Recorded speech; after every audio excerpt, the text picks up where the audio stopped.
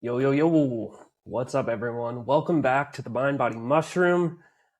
It's been a while. I know. It has been about a month since we did our first installment of our Gladio series.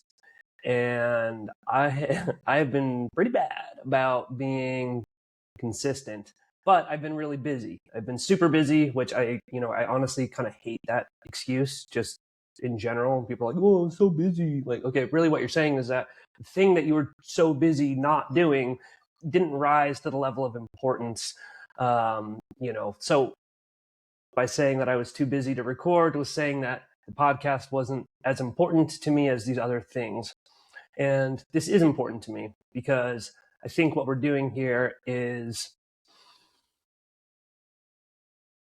helping to build a movement and an awakening and a raising of our collective consciousness towards the changing our paradigm and getting out of these habits that they don't serve us, that are no longer constructive. So this is important, but as you can see, I am in a new studio. I've moved. Big upgrade for me in the business, and I'm really excited to kind of get this year going, and we've really been hitting the ground running. I've had a lot going on with wind and sea, and so it's going to be a great year, and I will be more consistent with this. And part of what I'm kind of doing with today's episode is just exploring and experimenting with a different format that I might be able to do more often without there needing to be a lot of research. Because I definitely did research for today's episode, but like with the Gladio series that we're doing, which I think is super important still and really cool, but it's a lot of front-loaded research, and then finding the time to do that, and then finding the time for the episodes, and it's just been hard. I've honestly thought that interviews are much easier. So to all the podcasters out there doing solo casts, these are not simple, because I don't know, I guess people are different, but I always find that connecting with another person and communicating and asking good questions and being engaged that way is it just comes to me easily. Figuring out how to speak for an hour without, or like with direction but without like a script, that's been really tricky. And I've kind of tried the scripting the first couple episodes of these solo casts, and I don't know exactly where I stand on that. So this one's not going to be scripted. This is kind of off the top of my mind, but there is an outline, and I do have a direction that I'm going. So today I want to talk about ice, baby. No. And I should also mention that I will be publishing this episode kind of regardless of how much it sucks, because it's kind of easy. I already did this like last week. I was like, oh, I'm going to record an episode, and I kind of like half-assed an episode, and I got like 20 minutes of recording done, and I was like, this sucks. So, but regardless, I'm putting this episode out. So I've put a little bit more effort into it, on the front end, and I'm hoping that it will, deliver. But it is what it is. Anyway, there has been so much on my mind these days, and so much happening in the news and current events. And like, fuck, dude, every time, this is the other problem about like doing a very researched episode, is by the time you kind of put all that research together, the news cycle and, current events, we're already on to the next thing. So there's so many things that have that have been extremely relevant to all the stuff that we've been talking about, that I just haven't gotten in because it's like, fuck, dude, shit just keeps happening. But that's kind of what I'm trying to do, is get out there a little bit more and just start talking. So, but first, let me take a word from our sponsor, Wind and Sea Coffee, the world's best tasting, best working, is that a word? Best working? Most effective adaptogen infused coffee on the market. Tomorrow, actually, I have a mushroom market over at Balboa Park. It's super fun. I call it like the Fungus Fair. It's a lot of vendors and just people in the mushroom space doing cool things. So I will be out there. We'll be giving out our lion's mane matcha. That'll be brewed up. We'll also be doing our whole bean infused mushroom coffee, and our adaptogen powders like our mocha, chai. Everything's made with functional mushrooms or USDA organic farms. Let me back up.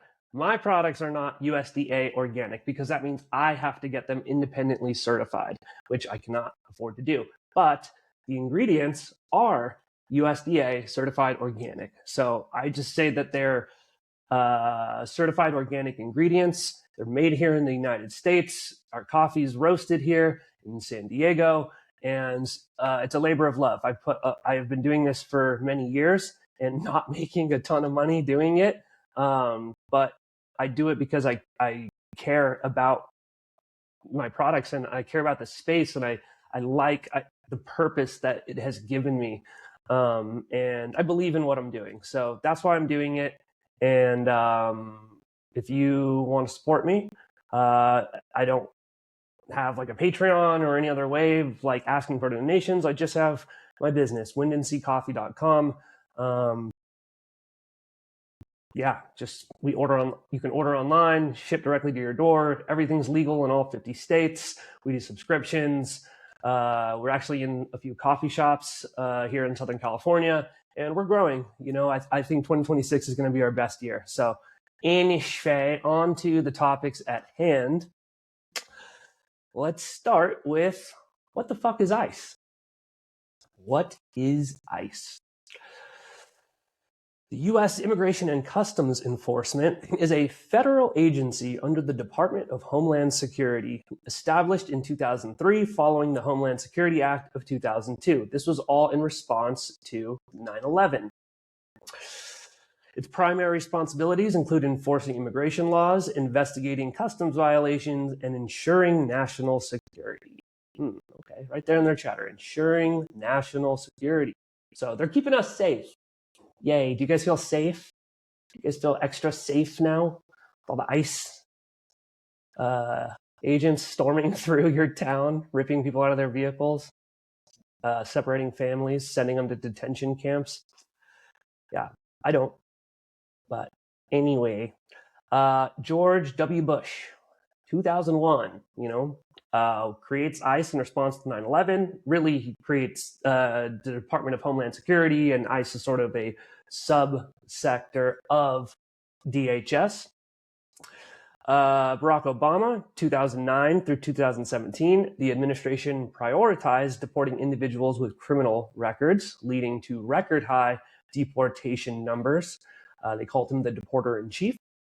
Many people probably forgot that was even a thing, because it didn't happen with all the fanfare and spectacle that we see here in the current Trump administration. But moving on, Donald Trump takes over in 2017, and this is his first term, obviously. ICE's enforcement activities expanded significantly, emphasizing strict immigration policies, increasing detention capacities, and implementing controversial measures like family separation at the border. Remember kids in cages? That was the whole thing. Then Biden takes over in 2021.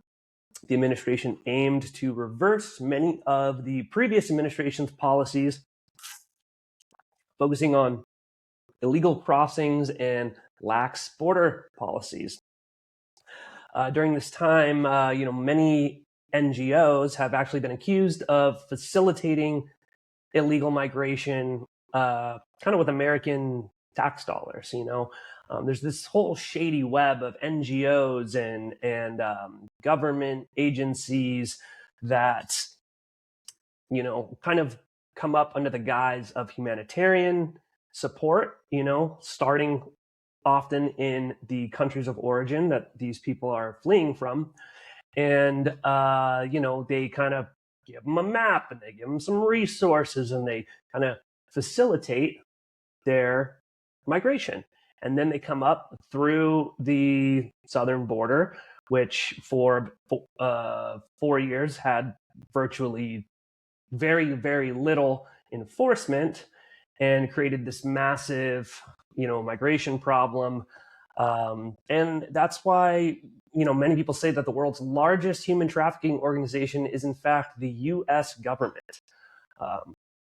So, I mean, some of this is hard to confirm, but we do know that DHS is responsible for taking people from the border and, kind of sending them throughout this immigration system in the country. So I think that it's actually probably darker than what we can prove, but there is at least some elements of provable fact to these claims. Now, the first thing I want to ask is this really about immigration, right? I've had some heated discussions with people who I love and respect, friends, neighbors, family, and they seem to be reheating some talking points from 2020, 2016, and creating these kind of false dichotomies that you are either in support of what's happening right now or you support illegal migration, right? The common refrain has been these people broke the law, they came here illegally, and there are consequences. I don't have the right to sneak into Bali and just live there, so why should they have the right to come and live here, right? Okay, there's some validity to that, I get it. Now, the US has been historically one of the most permissive countries for migration. It's kind of in our founding charter. There are literal constitutional amendments that are meant to protect human rights and people born here, and everyone has equal protection under the law. We'll go through some of these amendments in a minute, but anyway, the point is valid on its face, that you don't have a right to sneak into America and live here. You don't have a right to live here, period. In the same way, I don't have a right to move to Spain. I don't have a right to move to New Zealand, right? And especially if I'm going to do so illegally, okay? But when we kind of drill down into the numbers, we can see that this isn't really about immigration, right? And I'll explain. Now, the numbers vary depending on how you define deport, because there's also voluntary, self-deportations and stuff like that. But just sticking to the forcibly removed from this country, breaking this down by president, Obama deported over 3 million people. Trump's first term, he got about 930,000 deported. Biden did about 1.1 million. So Trump's first term and Biden's only term, were pretty on par with the numbers, and both of them were about a third of what Obama did. So how come we weren't seeing, riots in the streets and armed, masked, agents just storming through? I mean, I've heard reports from Minneapolis of, there people. I highly recommend everyone go on to TikTok if they are not currently suppressing these types of videos, but for a while you could definitely still find them. I'm sure you still can. People who are from Minneapolis, who live there, and they're kind of describing the situation on the ground, because it's actually a lot worse than even the media is kind of making it seem. There are abandoned vehicles on many streets, with the driver's side window broken, and people just like, there's a moratorium on towing of the vehicles because there are so many vehicles just like sitting in the middle of the road. It's actually horrible. People are terrified. They're afraid to leave their homes. It's very, very in your face. And it seems like the purpose is the reaction and the intimidation and sort of the messaging that we're going to implement this authoritarian crackdown, regardless of how effective it is at the stated aims, right? Now, in Trump's second term, so currently, he's only deported by the DHS's own numbers, 622,000, okay? But according to independent estimates, it's around like 310,000. So we're not even close to touching his first administration's numbers, right? We're like a third of the way there, and none of this happened even in Trump's first term. So how are we able to deport millions of people without all this chaos, right? I've always said that, like, one way that it had been implemented in the past that obviously makes sense is if you have any sort of infraction with the law and they determine that you are not here legally, then they will deport you, right? Also, this could be a very administrative process. You don't need a bunch of goons with assault rifles, and no training, clearly no trigger discipline, running through towns, snatching and grabbing people. You don't need that in order to achieve its end. So it almost seems like chaos is the point. And if your goal is to, deport every illegal, why not start in the places that are willing to work with the administration? Why are you in Portland? Why are you in Minneapolis, right? Well, just go to Texas. And they are doing this in all the states, but like I said, we've only had 300,000 deportations. So why are we starting with these difficult, sanctuary cities, and expending political capital, without achieving their stated end, right? Texas and Arizona have some of the highest numbers of illegals. Why not just focus on those areas, right? Because it is all about the spectacle. Now, I want to bust a couple of myths.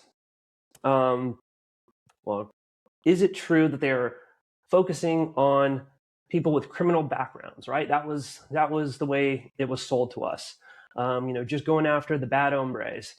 According to DHS's own numbers, only 5% of detainees have criminal backgrounds. So that means 95% of them have no prior criminal charges. So these are just people living in their communities, going about their day, right? Now, the second myth is that ICE is only focusing on illegals. Well, according to ProPublica, over 170 U.S. citizens have been detained and held in ICE facilities. We actually don't know the official number because DHS has not put out any official numbers. So that number could actually be much higher. Something tells me that it probably is. We have detained U.S. citizens, veterans. So many people have been caught up in this dragnet And we're barely scratching the surface on even understanding how many that is. More than 20 US citizens have been held for more than a day without being able to call family or a lawyer. So you're a US citizen, you just maybe speak Spanish or something, which the Supreme Court has determined is a legal way to profile.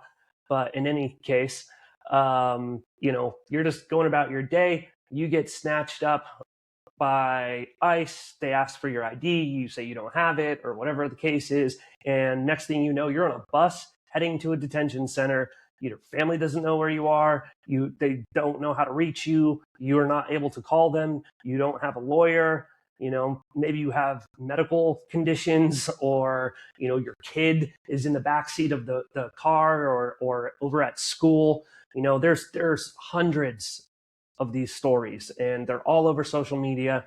And I'm sure that sometimes there's more to the story.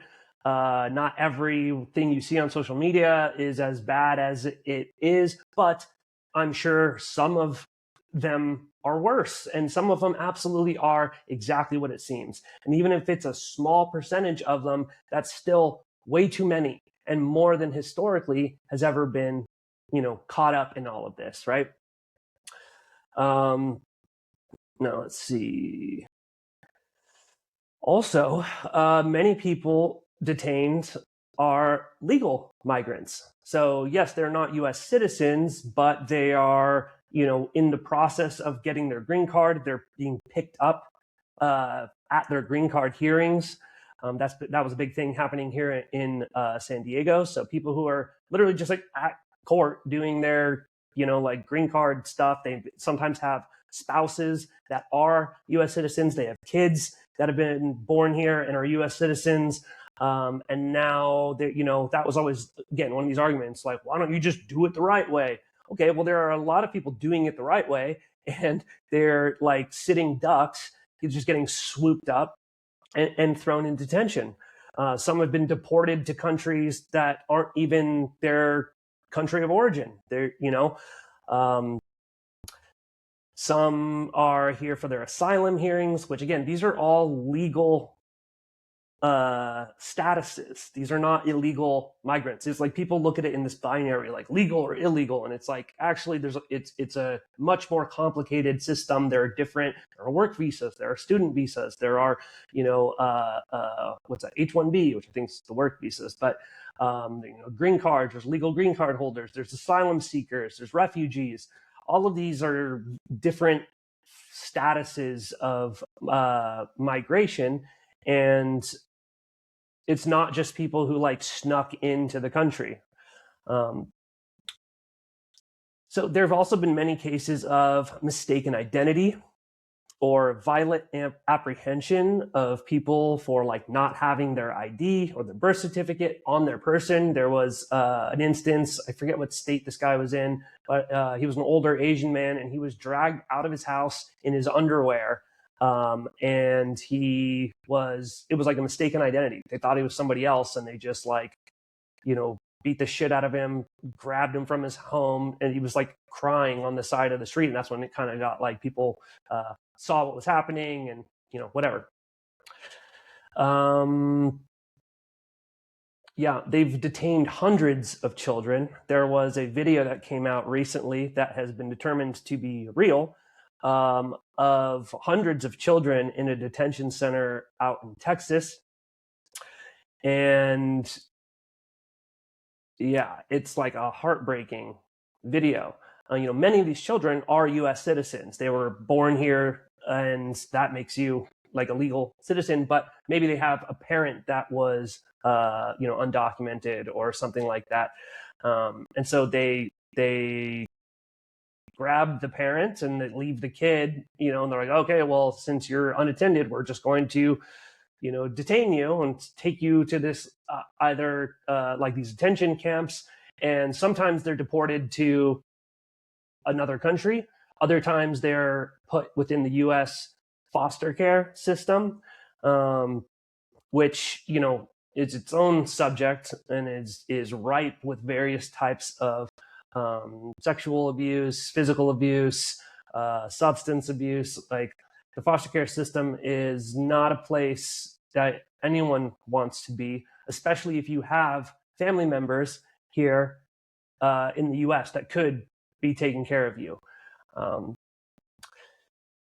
Yeah, the other weird thing about this video, and I highly recommend anyone take a look, just look at like just Google drone footage, kids in detention centers.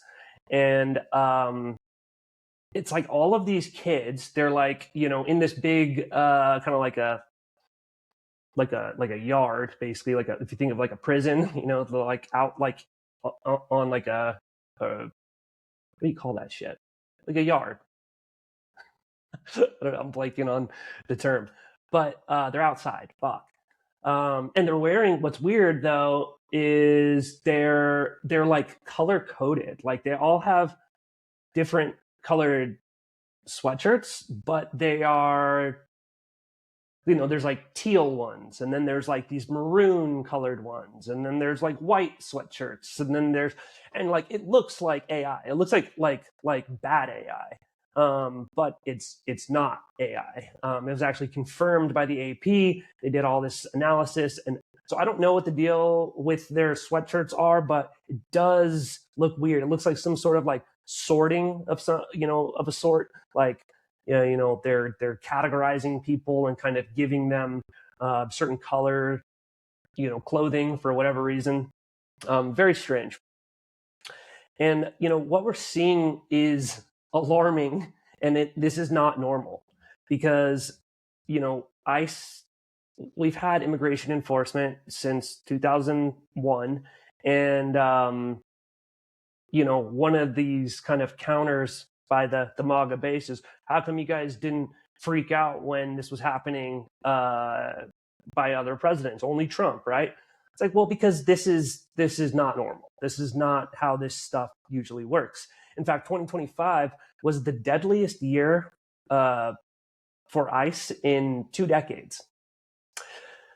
32 people have died in ICE custody, many of which from mysterious circumstances. Many from medical neglect, and at least one that has been determined by ICE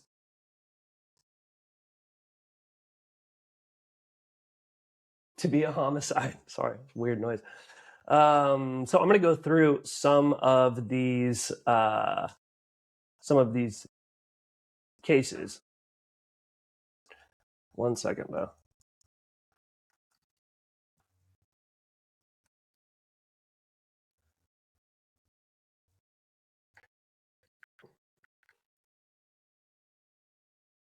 Okay, sorry. Now, let's just go through some of them. This is obvious. This is not an extensive list. I just pulled out a couple that kind of jumped off the page to me.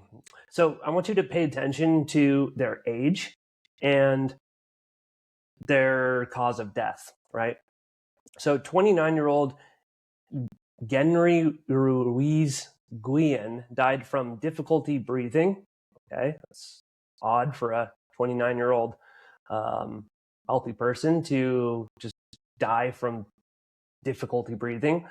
44-year-old Maxim Cherbayak. This guy is a Ukrainian man who experienced vomiting and seizure activity while in ICE custody. The cause of death was listed as bleeding from the brain.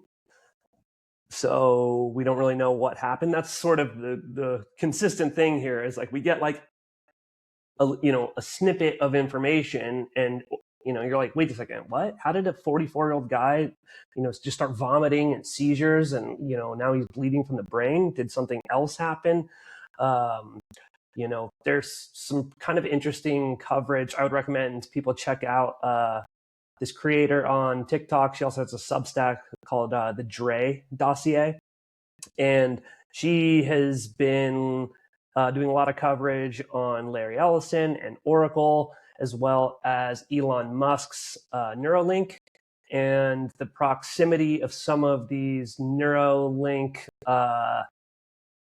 testing sites to ICE detention facilities. So it'll be like, this Neuralink site has been focusing on, experiments with Neuralink. Oh, and it just so happens to be by this detention center. So the speculation being like, are they using some of these people, like these detainees, as like human trials for Neuralink, right? Or any other type of experimentation. All right, keep going, moving on. 44-year-old Juan Alexis Teneo Martinez died of leg pain. The Puerto Rican embassy did not respond to the Guardian's query regarding the case. Another 44-year-old Juan Alexis, 27-year-old Brian Garzon dies of stomach pain, but ICE told the family that he died by suicide. Another 44-year-old, Marie Ang Blaize, died of chest pain and abdominal cramps. 45, Jesus Molina Valla died of an apparent suicide, but the official cause of death has not been released. 55-year-old Tien Xuan Fan died of seizures and vomiting. So another one of these like seizures and vomiting, like what is going on? This is kind of where some of the speculation of maybe Neuralink is coming in. These all seem like some of the same types of symptoms that were happening to the monkeys that they were testing the Neuralink on during their animal trials. Another guy, 32-year-old Lorenzo Antonio Vargas died of like an unknown cause of death unknown. 31-year-old Miguel Angel Garcia died from gunshots while handcuffed in the back of an ICE van. Another guy died, Hua Bing Xie, I don't know his age, died from seizures and became unresponsive. 72-year-old Pete Sunanalo Montejo died of septic shock. So, obviously showing like they're not receiving medical care. There's also like an elderly man, like 72-year-old. It's crazy the conditions that they're keeping these people in. 55-year-old Geralso Luna Campos, asphyxia due to neck and torso compression. And now this is actually that case is being investigated as a homicide by ICE agents, right? And a report came out recently by Amnesty International. It reported that CIA-style torture techniques, such as the box, various like stress positions, have been used at Alligator Alcatraz. Also, like, what are we these were techniques used during enhanced interrogation, and at least there was the explanation while we were doing this to suspected terrorists that we had to do this in order to get information that was going to stop an attack or whatever. Like, none of that pretext is not even here. Like, what are we keeping people in stress positions, and putting them in the box? Why?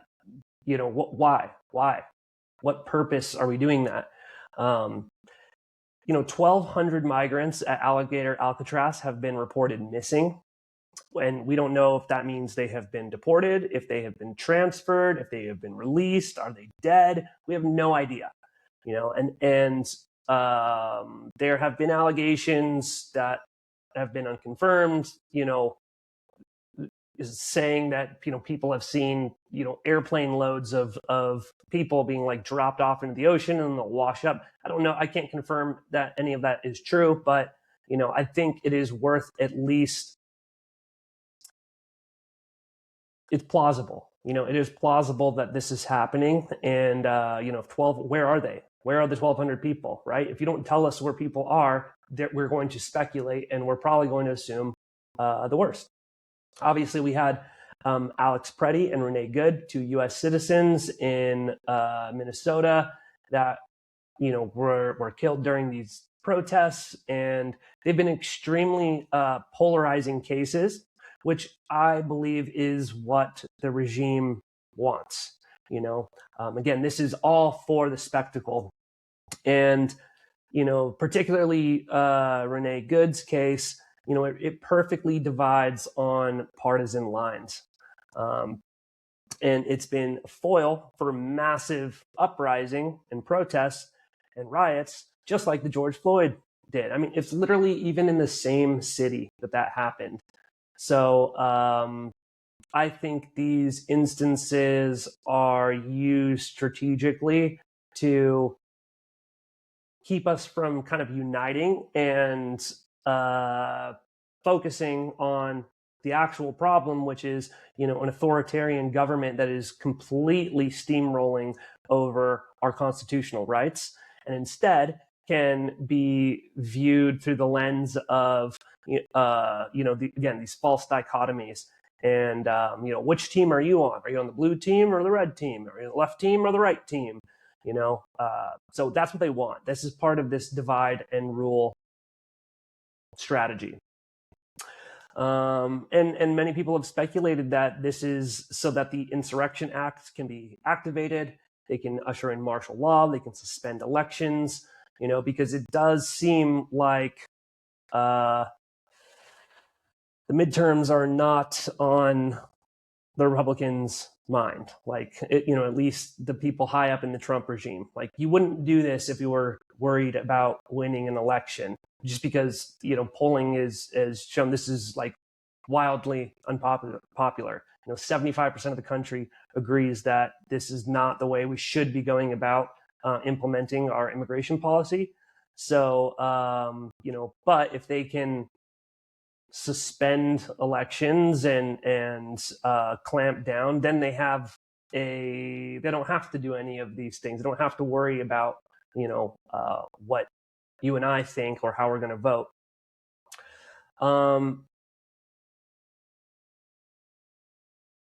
So I mean, we are seeing people brutalized, detained, and the bigger issue, I think, here, even though it may not seem like it's the bigger issue, but I think it's the larger strategy, and this is bipartisan. Both sides want this, but it's the biometric data capturing. It's the building of a surveillance state, and creating these massive data sets that can be queried so that you can predict and control people's behavior and monitor, just surveil in general, that you know exactly what people are doing. So some of the amendments that we're watching be violated are, we have the right to protest, you have the right to assemble and voice your opposition to the government and policies and whatever you want to do. And so by going around and brutalizing protesters, the goal at a minimum is to intimidate and prevent people from exercising their First Amendment right. Alex Preddy was a veteran and VA ICU nurse.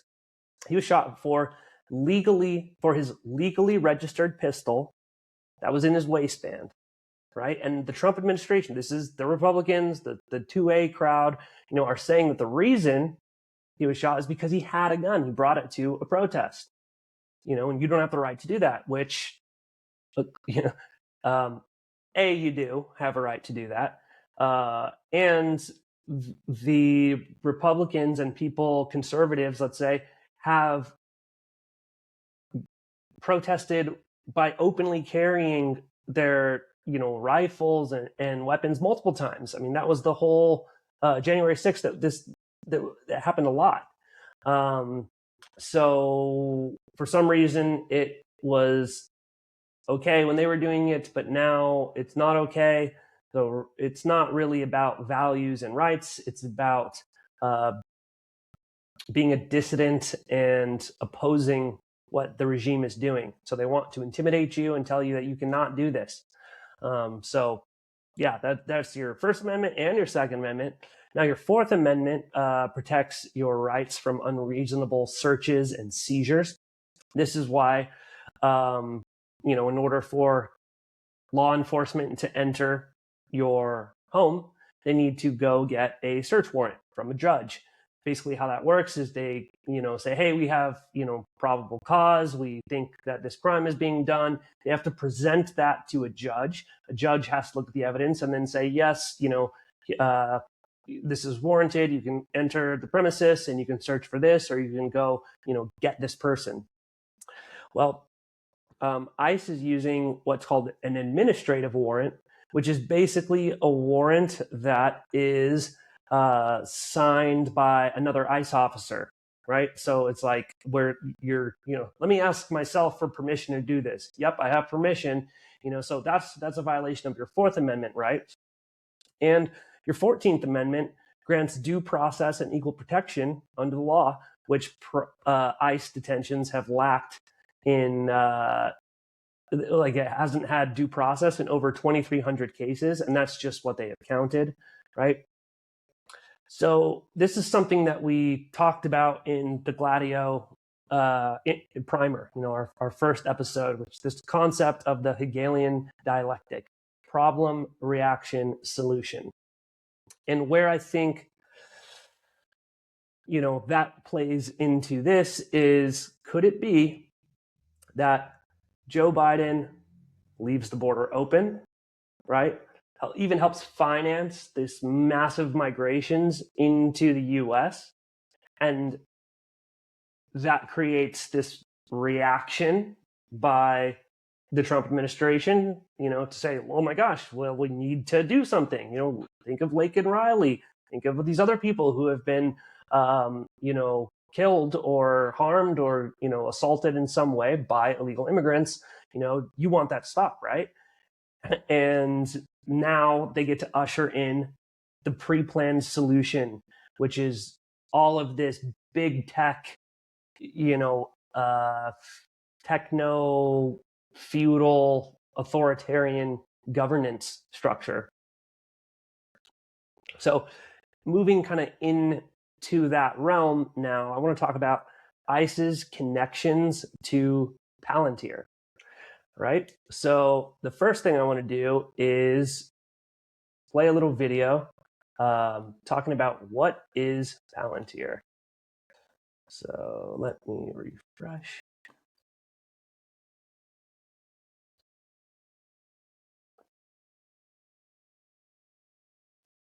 Come on. All right.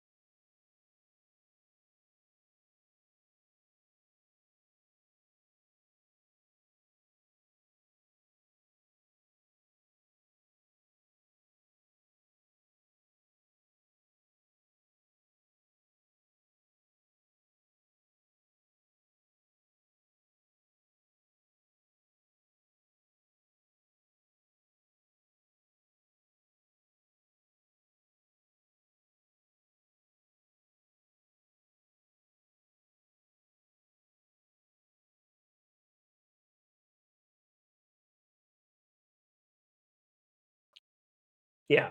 So I hope you guys could hear all that, but essentially what they're doing is building these massive data sets and then allowing you to query across data sets. So you can monitor someone's financial transactions, their immigration status, their health records, their social media history, their geographic location, everything.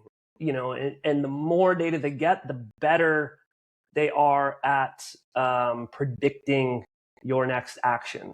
And that is basically the premise of that movie Minority Report. It came out, in the early 2000s, but it's exactly that, right? So another thing I want to talk about with Palantir is regarding how it was used in Gaza and other war zones. So back in 2021, the Israeli military described its 11-day war on Gaza as the world's first AI war, which was thanks to Palantir. Now, they were using the software for targeting of terrorists and dissidents, but really what we were doing was, again, building these data sets, collecting, right?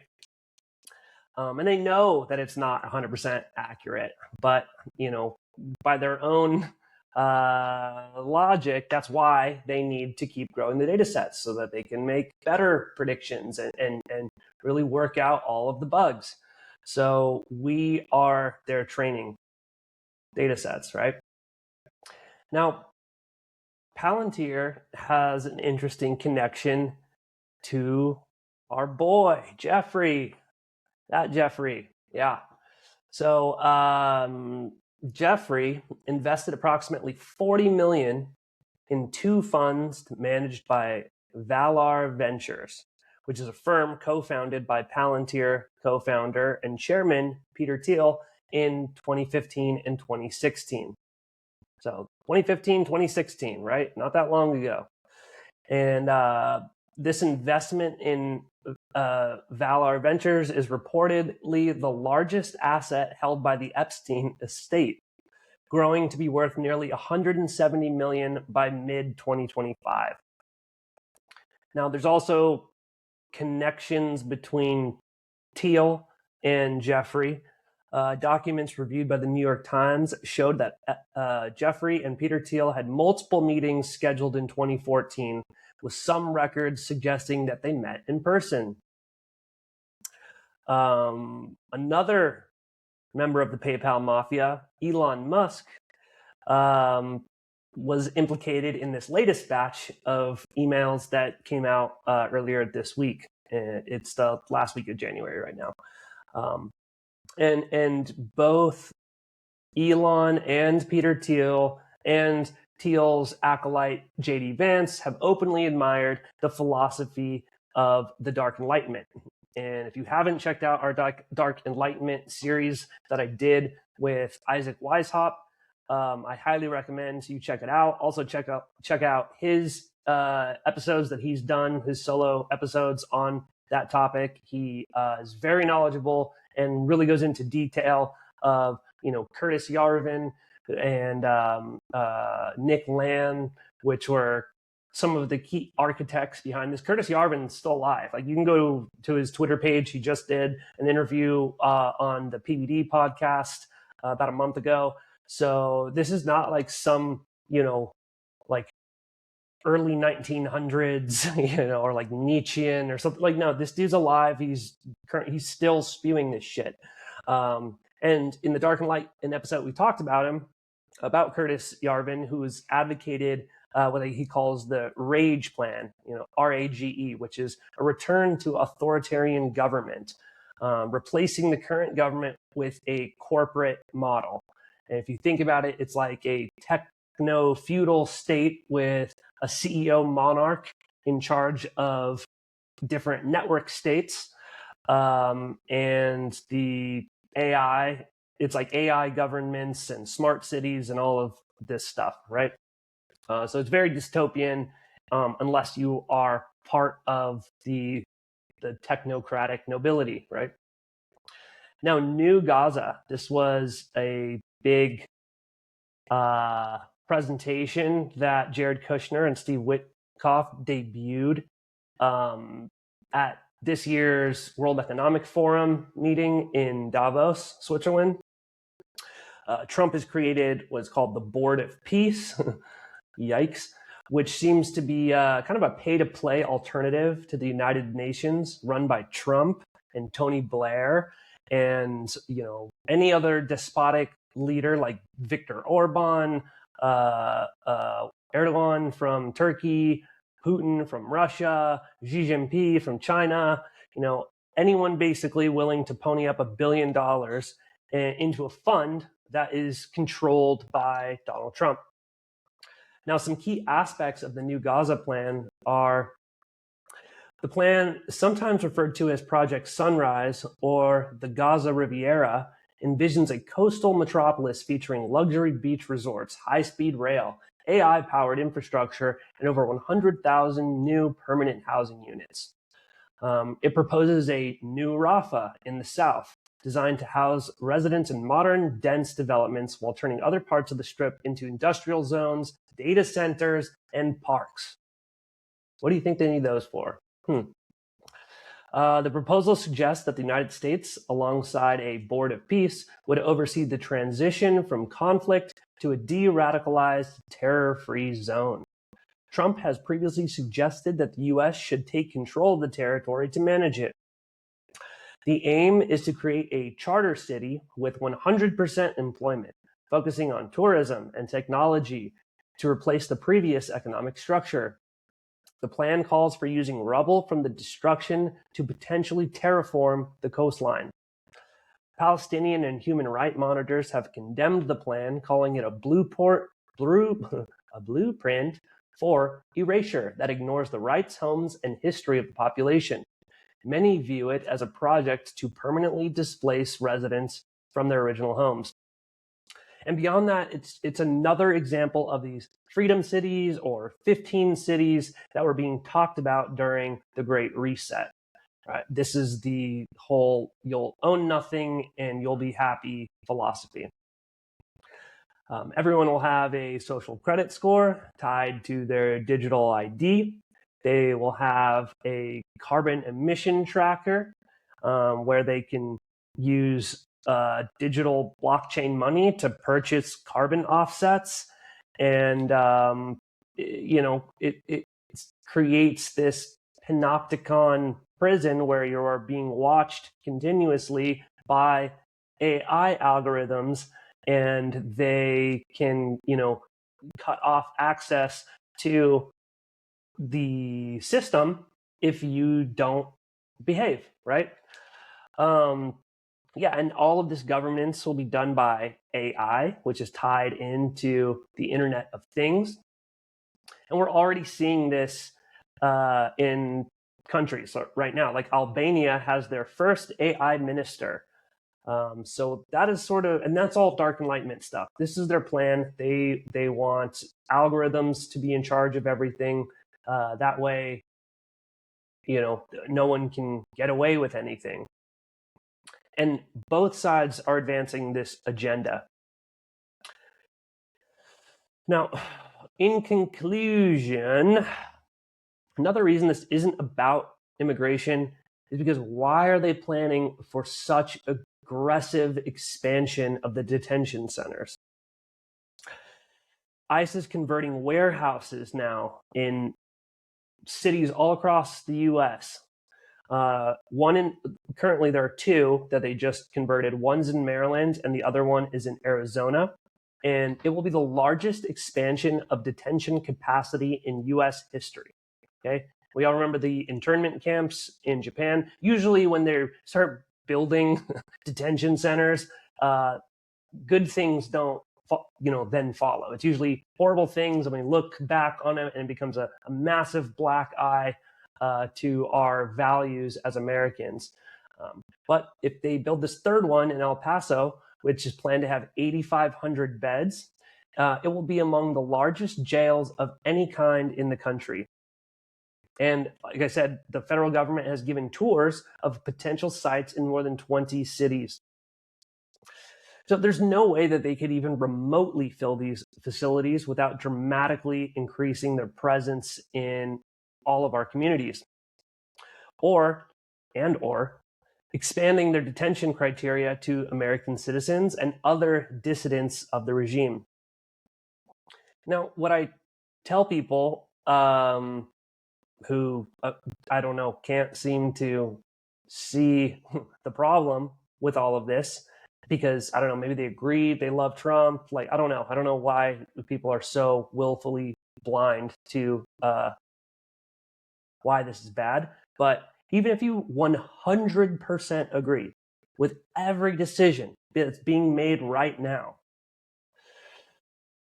these violations of law and human rights and constitutional rights it goes both ways, right? So when the Democrats take over and Emperor Gavin Newsom determines that MAGA people pose a significant threat to national security and should be designated as domestic terrorists and sent to pronoun re-education camp where we turn them trans, they now can detain you without process. They can confiscate your legally owned guns. You are not allowed to protest, hence that, you're a domestic terrorist, right? And then they will collect all of your data and use it to predict and control your next move.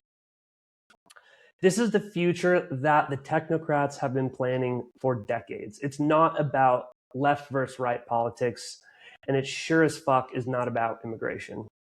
It's about building a techno-feudalist dystopia where the masses are contained like cattle and a small group of elites play God by controlling all of creation and destruction. That's why they want to convince you that you're a meat robot in a meaningless universe and that you can live forever by creating your digital twin on the cloud. And all you need to do is keep consuming, keep purchasing, stay distracted, and just kind of let them build this. You don't even have to die. You can defy death through transhumanism. Now, these are all like really big concepts that probably deserve their own deep dives, but I'm just trying to demonstrate how what we're seeing with ICE touches all of these different really fucked up concepts. This is so much bigger than the mainstream understanding. But thankfully, people are waking up, but we need to wake up like fast before it's too late. So part of what I'm doing, because another reply that I get is like, yeah, this all sounds horrible, but like, fuck, what am I supposed to do about it? If you just go on the internet and look at a bunch of disturbing stuff, it's going to color your perception of reality in the world, and it's going to make you super depressed. So just don't do that, right? Like, well, I'm just going to focus on my things. And I get that for sure. I definitely think you can stare too long into the abyss, but also you have to pay attention to what's going on, because we're like sleepwalking into this future, and at some point it will be too late. It will be too late, and we might not be able to stop them. I think the first step in stopping this from happening is opening your eyes to what's actually going on. And, you shouldn't have to wait until it personally affects your life. You shouldn't have to oppose the inhumane treatment of other people until it's someone that well, now my sister, she was in her green card meeting and she got detained. So yeah, this is really bad. Let's all collectively view humanity as we are all one. We are all responsible for each other's well-keeping. If it looks like fascism and it talks like fascism and it walks like fascism, it doesn't fucking matter if by definition, well, that's not literally flat. Oh, that's not really genocide. Okay. Like, it's wrong. It's the mass slaughter of human beings, women and children, right? With our tax dollars, referring to Gaza. These immigrants are our neighbors. They're the people who cook our food, who build our homes. It's people that and it's a foundational tenet of being American is opening our doors to migrants of the world. And yes, they should be done the right way, 100%. I don't disagree with that at all. But what has the Trump administration done to facilitate the legal migration of people, right? Has he hired and appointed more judges to process these asylum claims? No, he's cut off, dozens of countries and just said, hey, you can't do this because of these incidences. And I didn't even get to talk about this because it's in my Gladio series that I haven't done, but there was the National Guard shooting in DC by that guy who is a CIA trained assassin. And it kind of feeds into this false flag strategy of you create the problem to elicit the reaction so that you can then come in with your pre-planned solution. So every time we see these things, be a little skeptical. Don't just believe what you're seeing at face value, and don't give the government benefit of the doubt, because they have lost that trust.